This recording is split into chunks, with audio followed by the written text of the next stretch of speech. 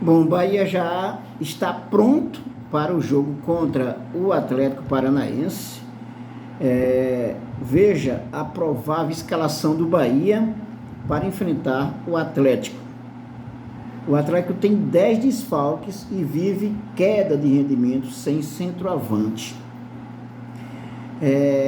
Então, vamos ver como o Bahia vai se comportar nesse jogo de amanhã, que é um jogo de muita decisão, é um jogo decisivo.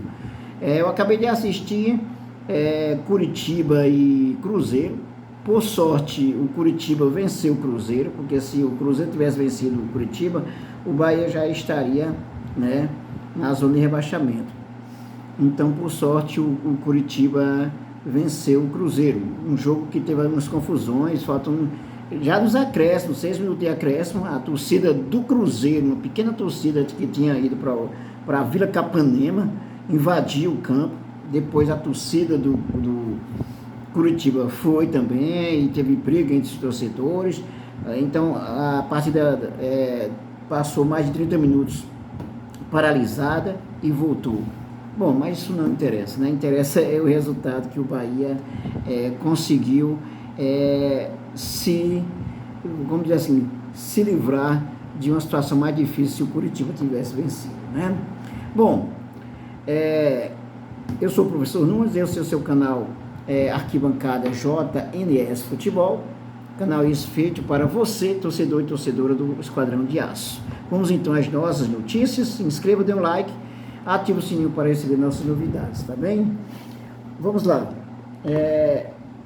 Tudo pronto, veja o provável time que vai pegar o Atlético Paranaense, o jogo que vai ser no estádio da Fonte Nova, né? Depois desse jogo o Bahia vai jogar fora de casa, né?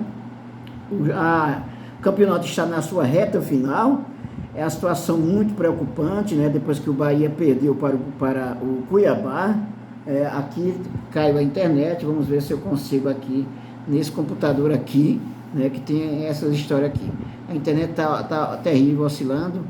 Vamos ver se a gente consegue aqui, né?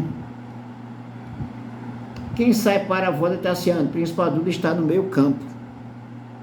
Neste sábado, 11, o Bahia realizou o segundo e último treino antes de enfrentar o Atlético Paranaense e pela 34ª rodada da Série A. Os trabalhos no gramado começaram após a exibição de um vídeo com lances do adversário. Depois, todos se dirigiram diretamente ao campo, um para o aquecimento com bola. Já sob o comando de Rogério Ceni no gramado, os atletas inicialmente fizeram um treino focado na troca de passes, com o elenco distribuído em diversas estações. Ainda no campo 1, a comissão técnica conduziu uma atividade tática com os atletas titulares, enquanto os demais foram para o campo 2 trabalhar em lance de bola parada, tanto defensivos quanto ofensivos.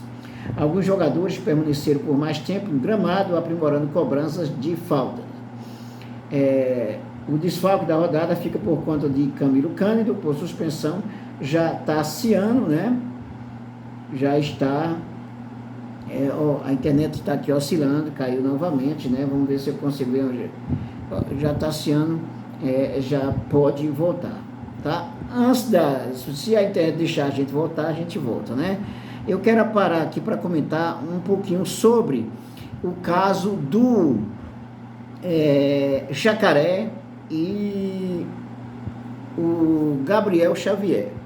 Segundo Darino Senna, um repórter da Globo lá de Salvador, disse ter visto esses jogadores fazendo, digamos assim,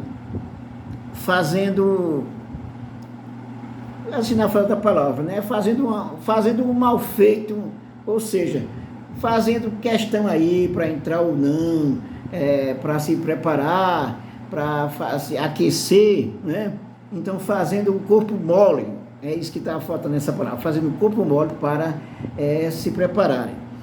E então esse jornalista disse que foram o Gabriel Xavier e o Jacaré. alguns outros produtores de conteúdo, como o Barbaço, o Rodrigo Barata, Darino, todos detonaram, né, se isso de fato aconteceu. Só que o seguinte, pessoal, eu vi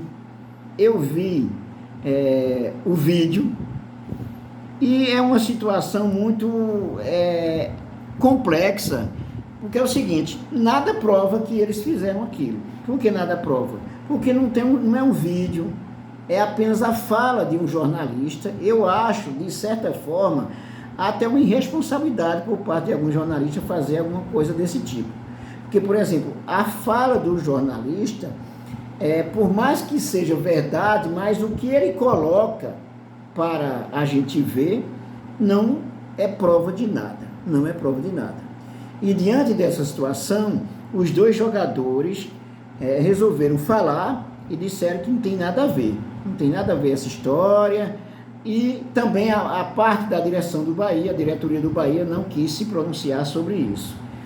Na minha opinião, acho que se aconteceu esse tipo de coisa, que eu duvido muito que tenha acontecido, por exemplo, eu olho para o Gabriel Xavier, e você vai perguntar assim, por que razão ele não iria se preparar, aquecer? Por que razão o Vitor Jacaré não faria isso? Não ia aquecer, sabe? Acho que foi um mal entendido. Talvez o repórter não quisesse, de fato, colocar nenhum problema para eles, né, para esses jogadores. Só que o seguinte, eu acho que a maneira como foi colocada a situação ficou feio para o jornalista, se não houver um esclarecimento. Porque você dizer assim, olha, eu vi os dois jogadores, tem aqui os dois jogadores fazendo corpo moreiro, ela usou uma palavra, uma nhaca danada, né, sem querer se preparar, fazendo chacota. Outra coisa que eu quero dizer é o seguinte, esse tipo de reportagem não ajuda em nada, não ajuda em nada, nem ao torcedor, nem ao Bahia, diante dessa situação que a coisa se encontra. Ou seja, qual a situação? A situação dramática que o Bahia vive para não ser rebaixado. Então, eu acho, pelo que eu vi, vou repetir, eu acho que foi, digamos assim, muita imprudência por parte do jornalista colocar da forma que colocou. Se o que ele falou é verdade, simplesmente o áudio dele colocando isso não diz nada, não diz absolutamente nada, não prova nada. Essa é a questão, de modo que termina piorando a situação, tá? Eu estou falando sobre isso porque foi um tema que ficou aí rolando aí nas redes sociais, principalmente nos canais dos produtores de conteúdo do Esporte Clube Bahia, né? Então, a minha opinião é essa. Acho que se precipitou o jornalista colocar da maneira que ele colocou. E se ele tem razão no que ele está colocando, a forma como foi colocada a reportagem não dá margem para que o ouvinte, né, ou o espectador, veja que isso foi verdade. Então tá aí, a palavra do jornalista contra a palavra dos jogadores, certo? Eu acho que foi uma precipitação, tá bem? Bom, tá oscilando bastante, eu vou ver se eu consigo terminar essa reportagem aqui sobre tudo pronto, veja a provável escalação do Bahia para enfrentar o Atlético, né? Então vamos voltar aqui. Neste sábado, o Bahia realizou o segundo e último treino antes de enfrentar o Atlético Paranaense pela 34ª rodada da Série A. Os trabalhos no gramado começaram após a exibição de um vídeo com o lance do adversário. Depois, todos se dirigiram diretamente ao campo 1 para o aquecimento com bola. Já sob o comando de Rogério Ceni no gramado, os atletas inicialmente fizeram um treino focado na troca de passes com o elenco distribuído em diversas estações. Ainda no campo 1, a comissão técnica conduziu uma atividade tática com os atletas titulares, enquanto os demais foram para o campo 2 trabalhar em lance de bola parada, tanto defensivos quanto ofensivos. Alguns jogadores permaneceram por mais tempo no gramado, aprimorando cobranças de faltas. O desfalque da rodada fica por conta de Camilo Cândido, por suspensão. Já Tassiano retorna. Com a volta do meio campista titular, a principal dúvida é sobre quem perderá o lugar.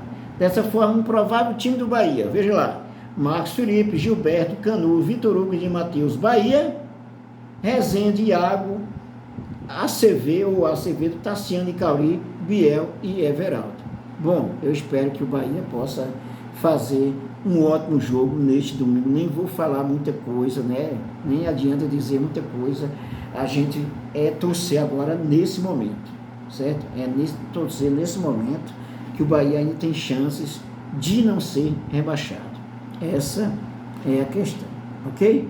Bom, pessoal, eu tinha outra reportagem que eu ia ler para vocês, mas a internet não está dando margem para eu fazer isso aqui. Eu estou fazendo essa gravação e vou usar os meus dados para subir esse vídeo. É isso aí, dê um like, inscreva-se no canal e ative o sininho para receber nossas novidades e até o nosso próximo vídeo.